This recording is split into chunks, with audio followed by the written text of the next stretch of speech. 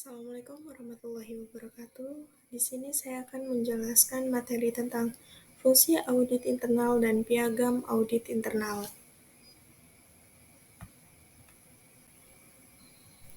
Yang pertama, saya akan menjelaskan fungsi audit internal. Materi yang akan saya bahas pada fungsi audit internal ini yaitu penilaian efektivitas pengendalian internal, identifikasi risiko, pemantauan kepatuhan, rekomendasi perbaikan, pemberi jaminan, serta penyelidikan kasus.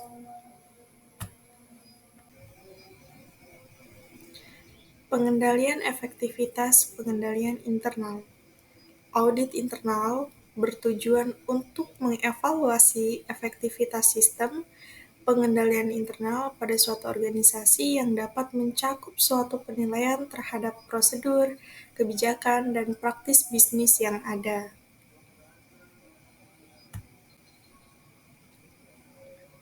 Identifikasi risiko.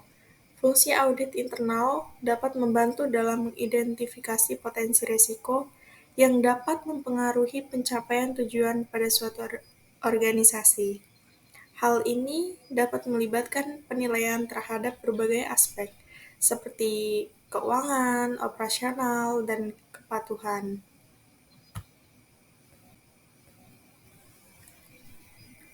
Pemanfaatan kepatuhan. Audit internal memastikan bahwa suatu organisasi dapat mematuhi peraturan dan kebijakan yang berlaku. Ini termasuk kepatuhan terhadap hukum, regulasi industri, dan kebijakan internal. Rekomendasi perbaikan. Setelah melakukan audit, tim internal dapat memberikan rekomendasi perbaikan untuk dapat meningkatkan efisiensi, efektivitas, dan keamanan pada proses bisnis. Pemberi jaminan. Fungsi audit internal memberikan jaminan kepada manajemen dan pemegang saham bahwa sistem pengendalian internal berfungsi dengan baik. Penyelidikan khusus. Audit internal dapat dilakukan untuk menyelidiki situasi atau suatu transaksi tertentu yang mencurigakan atau memiliki potensi resiko yang tinggi.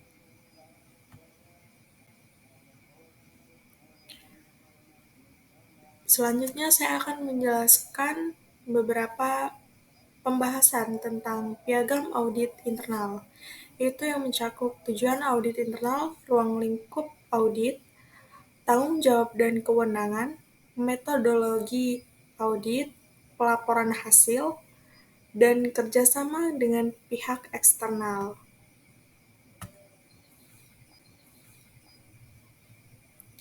Tujuan audit internal.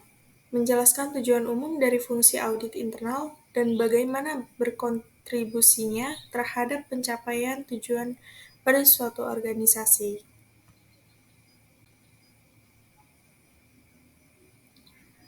Ruang lingkup audit. Menentukan ruang lingkup audit termasuk bidang-bidang atau proses bisnis yang akan diaudit. Tanggung jawab dan kewenangan. Menetapkan tanggung jawab dan kewenangan dari tim audit internal, termasuk akses ke data dan personel yang diperlukan. Metodologi audit menggambarkan pendekatan dan metode yang akan digunakan dalam melakukan audit, termasuk alur kerja, teknik samping, dan pengumpulan bukti. Yang selanjutnya yaitu pelaporan hasil. Pelaporan hasil dapat menetapkan prosedur untuk melaporkan hasil audit, termasuk format laporan, rekomendasi, dan tindak lanjut yang diperlukan. Kerjasama dengan pihak eksternal. Jika diperlukan, piagam audit internal yang dapat mengukur kerjasama dengan pihak eksternal, seperti auditor eksternal dan regulator.